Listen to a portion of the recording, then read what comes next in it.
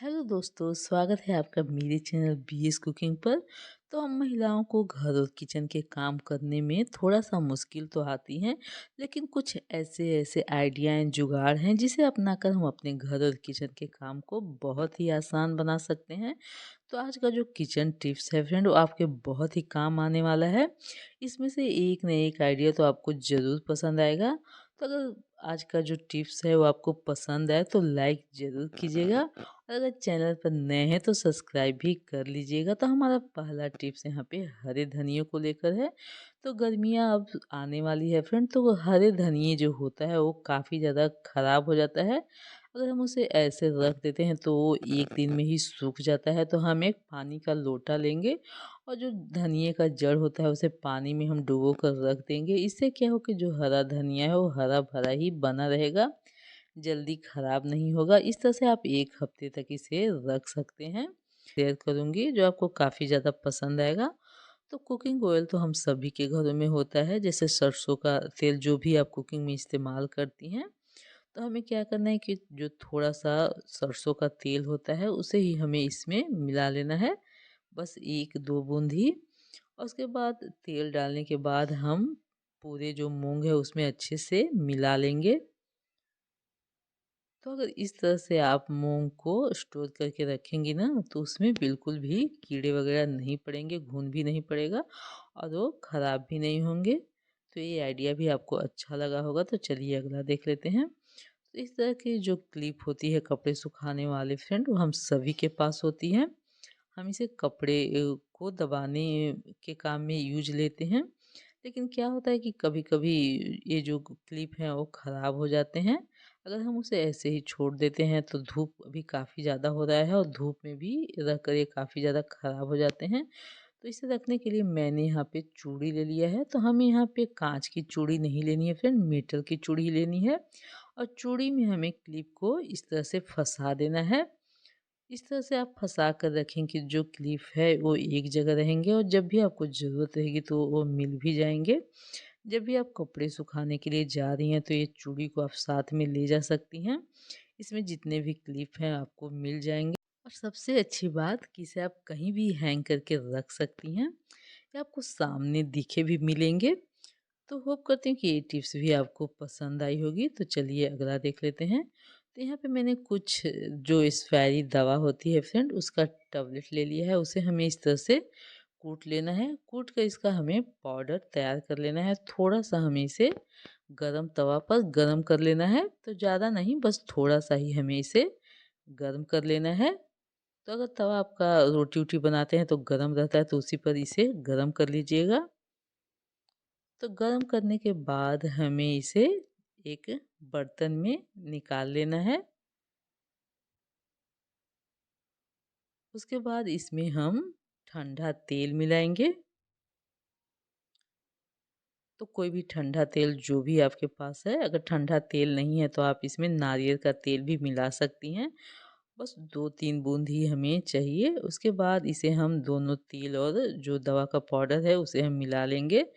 तो अभी क्या होता है कि गर्मियों में हमें बहुत ज़्यादा खुजली होने लगती है फ्रेंड, और जो हमारे हाथ हैं, पैर हैं, उनमें इस तरह से जो लाल-लाल रैशेस हो जाते हैं, जैसे कभी मच्छर भी काट लिया है तो उसमें भी लाल-लाल इस तरह से रैशेस निकल जाते हैं और एक काफ़ी ज़्यादा खुजली होता है, जलन होता है। तो इस तरह से जो हमने दवा का सॉल्यूशन बनाया है उसे आप अपने रैशेस पर लगा सकती हैं।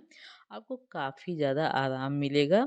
जो जलन हो रहा था उसमें भी आराम मिलेगा और खुजली भी कम हो जाएगी। तो इस तरह से काफ़ी ज़्यादा तकलीफ़ भी होता है फ्रेंड। तो इस तरह से आपको बहुत ज़्यादा आराम मिलेगा और ये ठीक भी हो जाएँगे बहुत जल्दी। तो चलिए अगला देख लेते हैं। तो अगला इस तरह के जो चॉपर होते हैं, हम सभी इसका इस्तेमाल करते हैं। हम सभी के घरों में इस तरह के चॉपर तो होते ही हैं।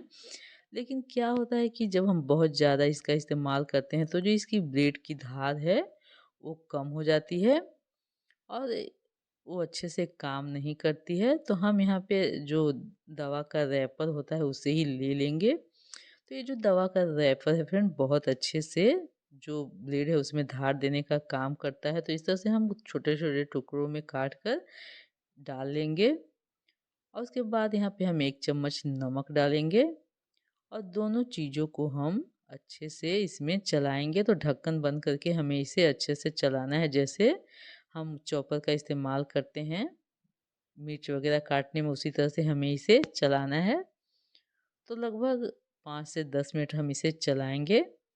उसके बाद हम इसे खोलकर जो हमने दवा का रैपर डाला है और नमक डाला है उसे निकाल देंगे और इसे अच्छे से धो लेंगे। तो इससे क्या हो कि जो इसकी ब्लेड की धार कम हो जाती है वो भी वापस आ जाती है और जो ये काफ़ी ज़्यादा गंदा भी हो जाता है वो भी साफ़ हो जाता है। तो ये जो छोटे-छोटे आइडिया हैं फ्रेंड हमारे बहुत ही काम आते हैं।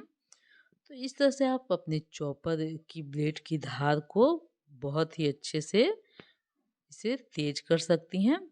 आपका जो चॉपर है वो फिर पहले जैसा काम करने लगेगा। तो चलिए अगला देख लेते हैं।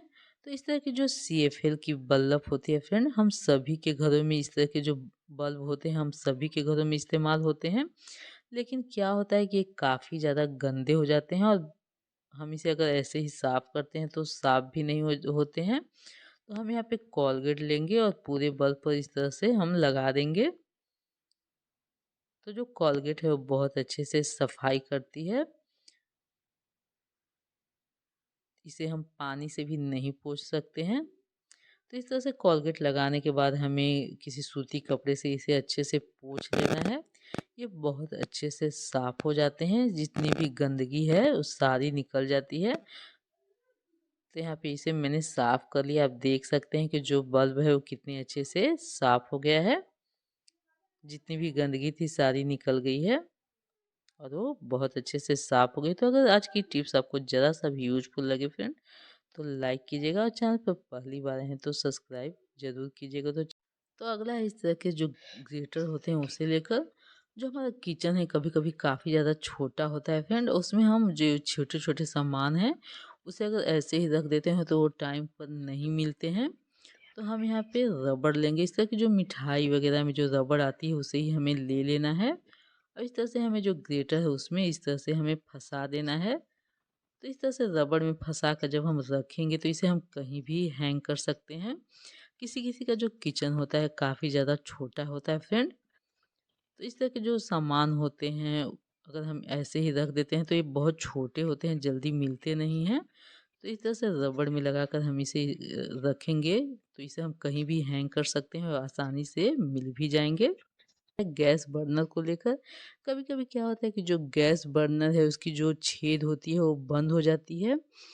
तो उसे हमें टाइम टाइम पे साफ़ करना होता है और उसमें कार्बन जम जाता है जो बहुत ही ज़्यादा काला हो जाता है। तो इसे साफ़ करने के लिए मैंने यहाँ पे एक बाउल में गर्म पानी ले लिया है, उसमें दोनों जो हमारे गैस बर्नर है उन्हें डाल दिया है। उसमें मैंने 1 पैकेट से थोड़ा-सा कम ही था, मैंने उसमें इनो डाला है। उसके बाद 1 चम्मच बेकिंग सोडा डाल दिया है।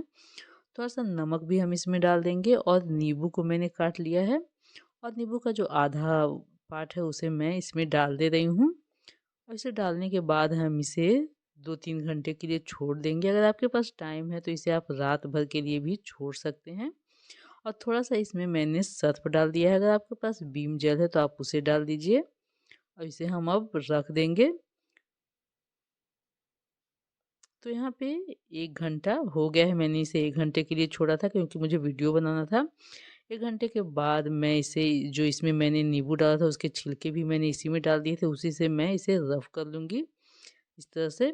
इससे इसमें जितनी भी कार्बन जमी होगी वो अच्छे से निकल जाएगी। उसके बाद एक स्क्रब लेकर इसे हम इस तरह से साफ़ कर लेंगे।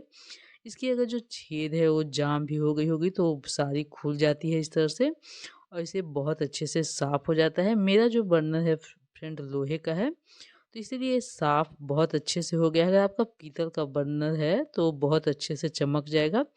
पीतल की जो वो पीली चमक होती है वो उसमें आ जाएगी। और ये जो लोहे का बर्नर है ये भी बहुत अच्छे से साफ़ हो गया है, आप देख सकते हैं। तो इस तरह से आप गैस बर्नर को बहुत अच्छे से और बहुत आसान तरीके से साफ़ कर सकते हैं।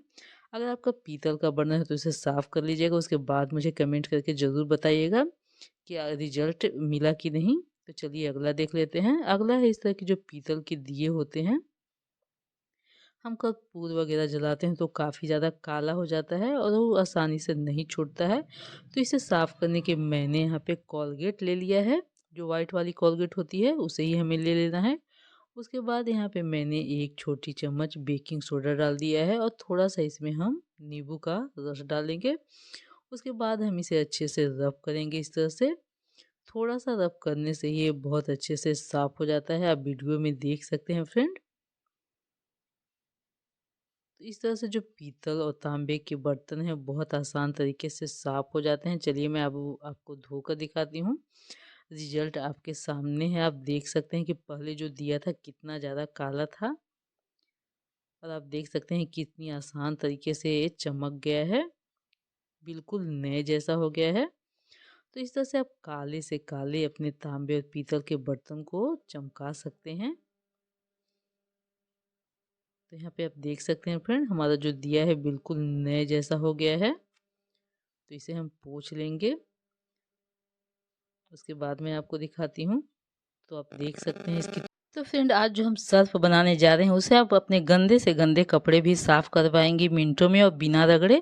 तो हम क्या करेंगे कि यहाँ 200 ग्राम मैंने सर्फ ले लिया है। नॉर्मल सर्फ जो आप इस्तेमाल करती हैं उसे ले लीजिए और उसमें हम 1 पैकेट इनो का मिला देंगे। तो इससे क्या होगा कि हमारा सर्फ जो है वो बहुत शक्तिशाली बन जाएगा। इससे आप अपने गंदे से गंदे कपड़े भी साफ़ कर पाएंगी। क्या होता है कि कभी-कभी हमारे जो कपड़े होते हैं, कपड़े के कॉलर वगैरह काफ़ी गंदे होते हैं, जो नॉर्मल सर्फ से साफ़ नहीं होते हैं। तो इनो मिलाने से हमारा सर्फ काफ़ी शक्तिशाली हो गया है। तो दोस्तों, हम सभी के घरों में वॉशिंग मशीन तो होता ही है और हम सभी लोग वॉशिंग मशीन में ही कपड़े धोते हैं, चाहे वो कोई सा भी मशीन हो। तो दोस्तों, लॉन्ड्री वाले भैया ने बताया है कि आप अपने घर पर ही कपड़े को क्लीन कर सकते हैं कुछ टिप के थ्रू। तो ये सर्फ जो है वो काफ़ी शक्तिशाली है। इसे आप गंदे से गंदे कपड़े भी बहुत आसानी से धो सकते हैं। तो वॉशिंग मशीन में जब भी आप कपड़े धोएं तो इस सर्फ को डाल दीजिए और आपका कपड़ा बहुत अच्छे से साफ़ हो जाएगा। आप अगर सफ़ेद कपड़े धोती हैं तो उसे अलग धोइए और रंगीन कपड़े को अलग धोइए। इससे आपका कपड़ा काफ़ी अच्छे से साफ़ हो जाएगा।